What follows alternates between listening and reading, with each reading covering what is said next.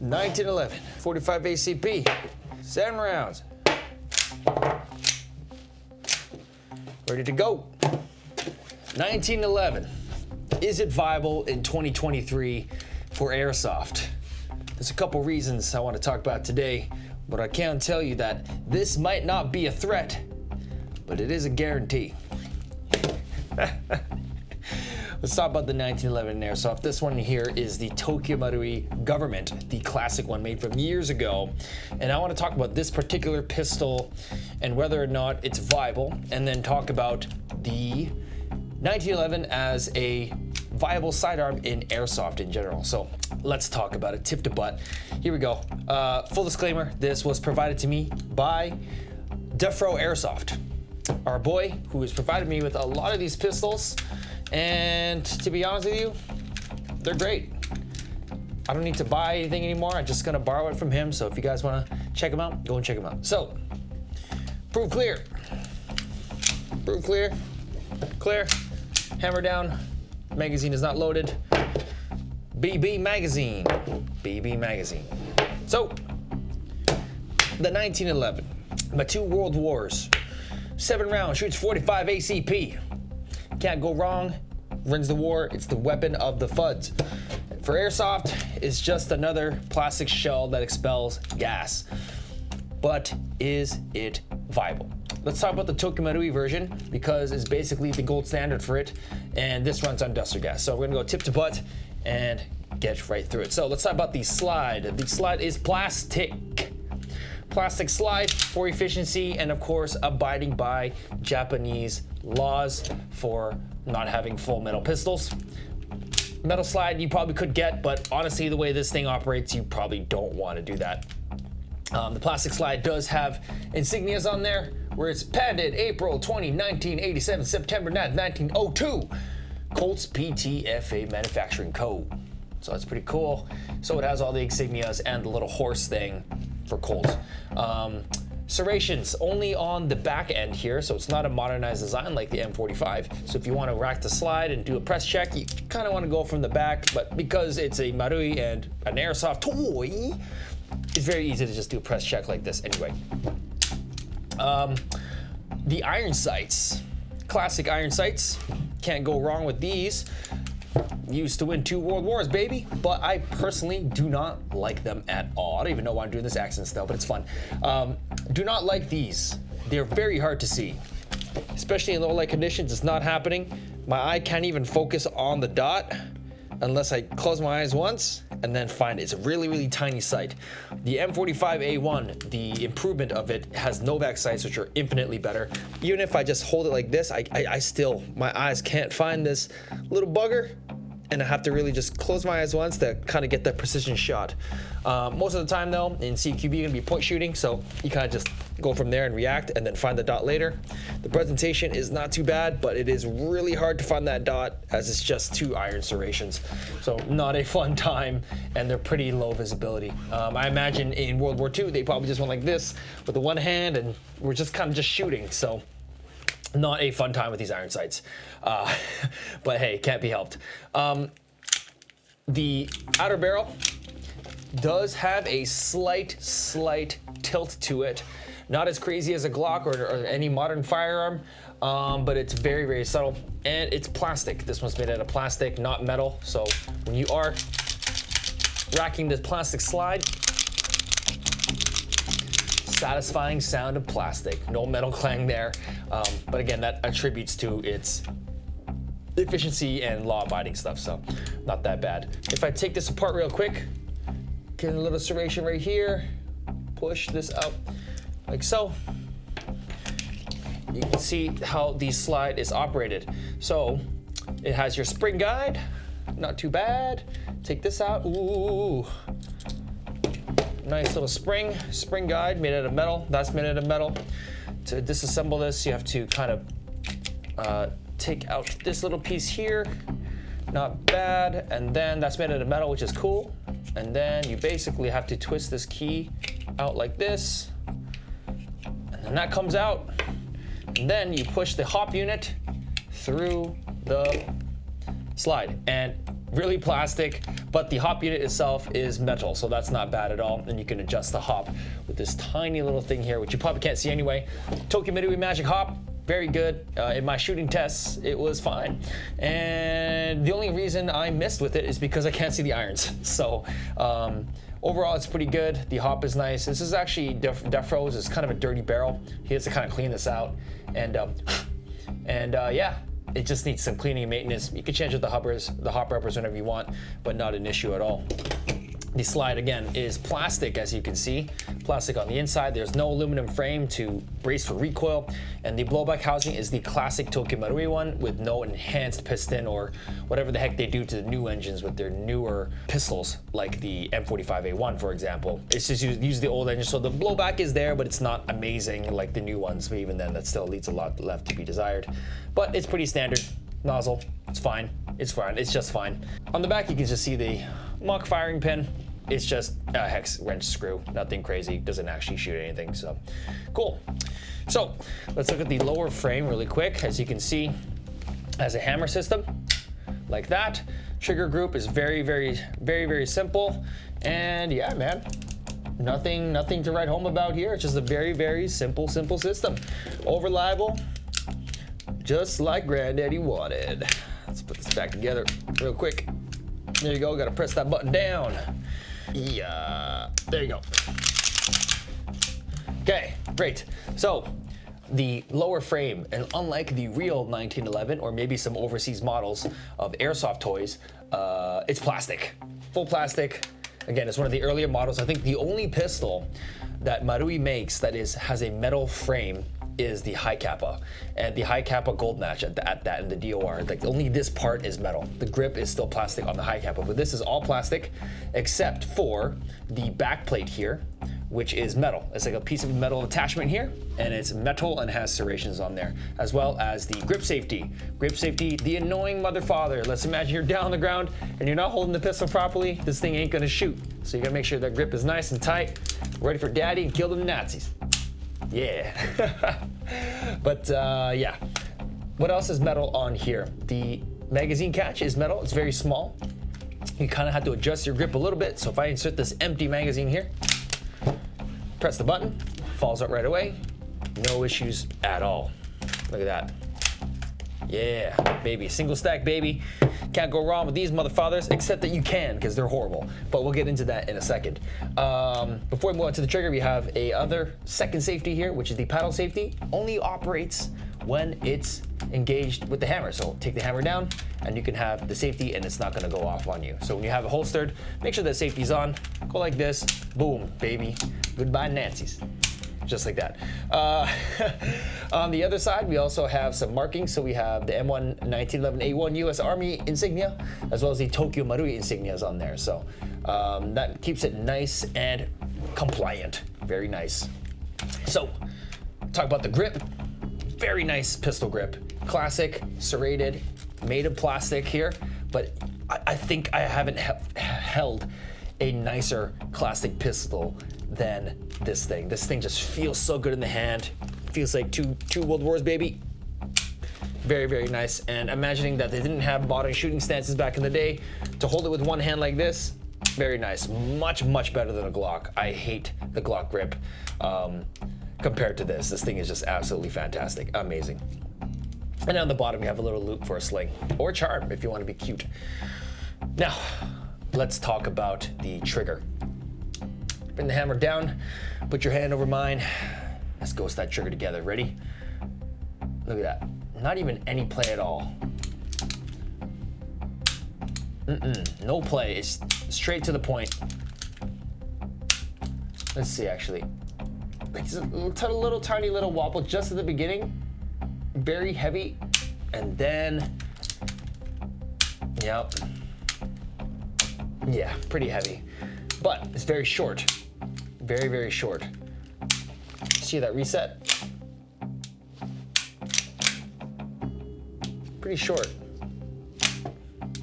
Very nice. Very nice trigger. I actually like it better than the staccato one. It's very short.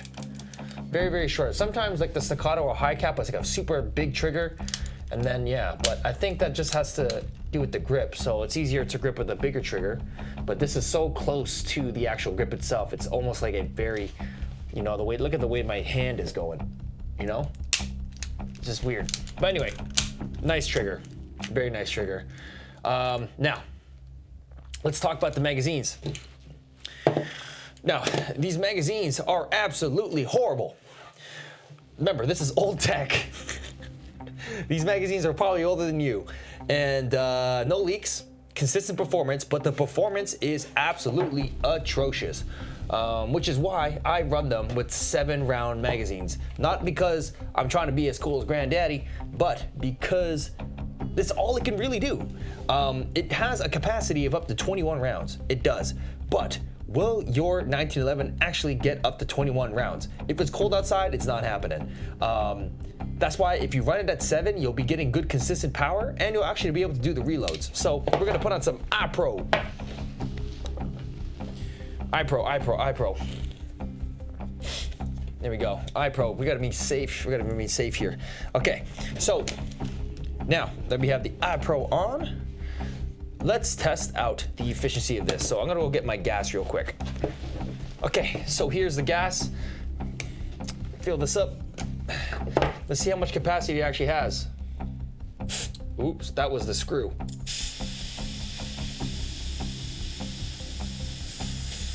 That's it. Not much, it's kind of cold. And it is empty, prove empty. And let's see if I wanted to shoot 21 rounds with this Tokyo Marui 1911 gas blowback on duster gas, because that's all it can really handle and what it's designed for. Okay, hold down this and let's see. 2, 3, 4, 5.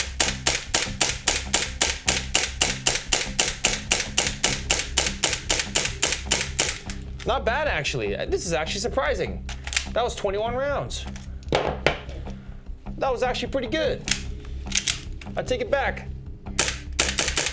Oh, now I'm starting to feel it. There you go. So about 2 magazines. This thing is frigid. Whew. But actually, I'm surprised. It's actually pretty good. But that is given that I'm shooting in a room temperature room. But it wasn't that bad, actually. Now, if I shoot this with 7, at my target over there, maybe. With a 7-round magazine, it'll do a lot better. And honestly, to be honest with you, it makes it more fun because it's true to Granddaddy in the way he designed it. 7 rounds, keep it nice and efficient, you get a lot more mags out of it.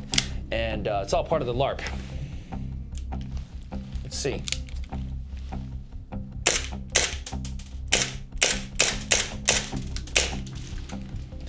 Yeah, slides back perfectly as well. And honestly, I'm surprised. I am surprised. But again, preference, it does the job. 2 magazines, no issues. I'm sure in the summer it's fine. But hey, that's cool. But I like to run it with 7 rounds. That's me. I just like to run this with 7 rounds because I'm a LARPer like that, and it actually makes every airsoft toy different instead of just everything being the same, all shooting 22 rounds. Which brings me to the next issue about a 1911, its viability. Remember, still gonna talk about viability, is the reloads. So single stack reload is a lot harder to do than a double stack. I'm used to doing it, so I know how to do it, but imagine if you didn't know how to do it. It's a lot harder. See? I'm just so used to doing it.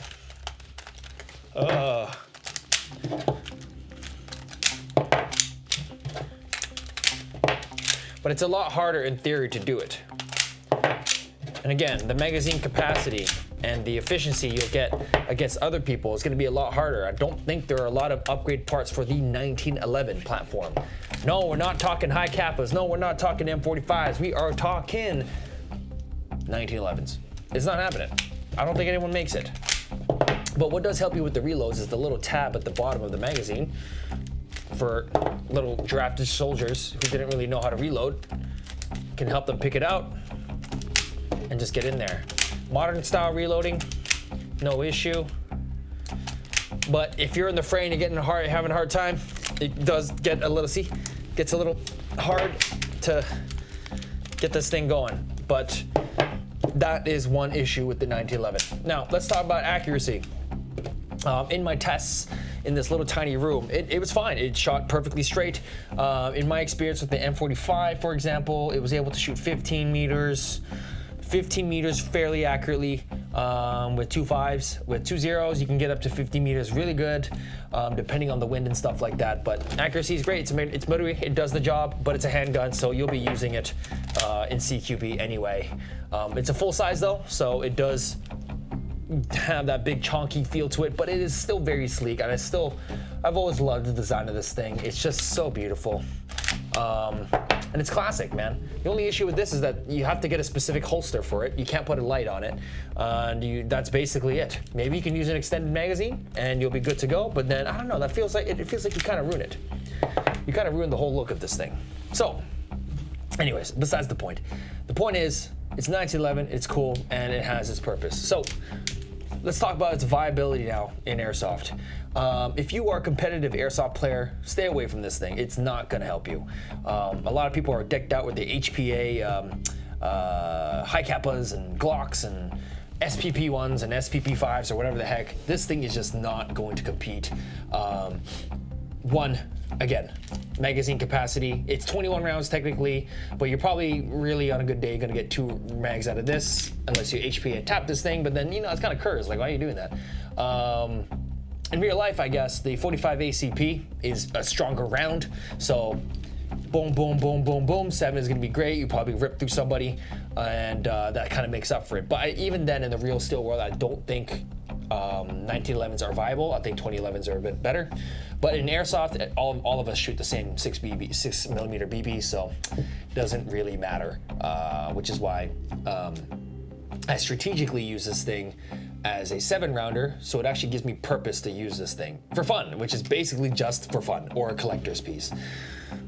Because if you had 7 rounds with a high capacity, you know, AR-15 or something like that, then it makes sense to use something small. If I'm using a 20-round gun and then I have a 7-round on my secondary, probably not a good idea. That's just what happens with strategy.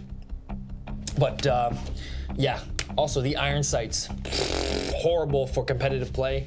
Just in general, if you wanted to just use in dark spaces, not happening, you can't see it. It's really hard to see even in like mid-light conditions. Accessories as well, there probably isn't anything you can do in terms of accessories, like putting an optic on here or something like that. It's just not happening with this. Unless somebody is making one out there, it might be cool. However, if you get something like this, also provided by Defro, this 1911 has been upgraded.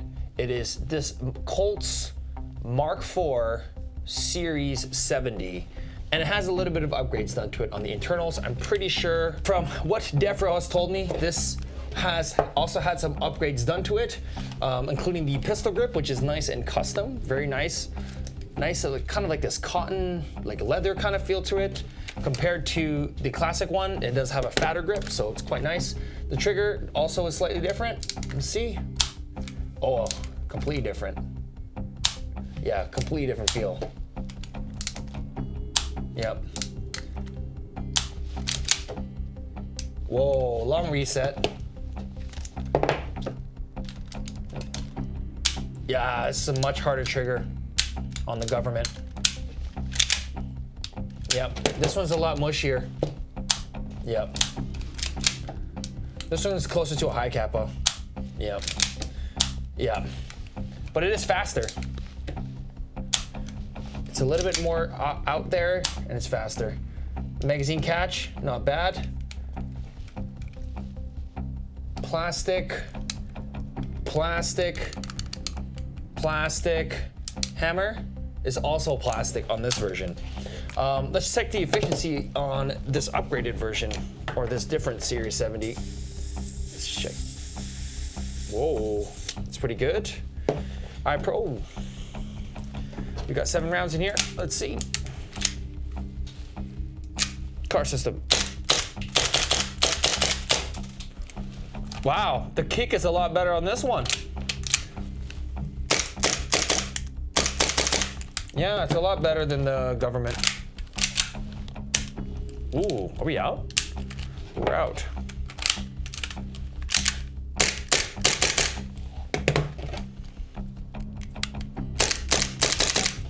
Feels slightly different.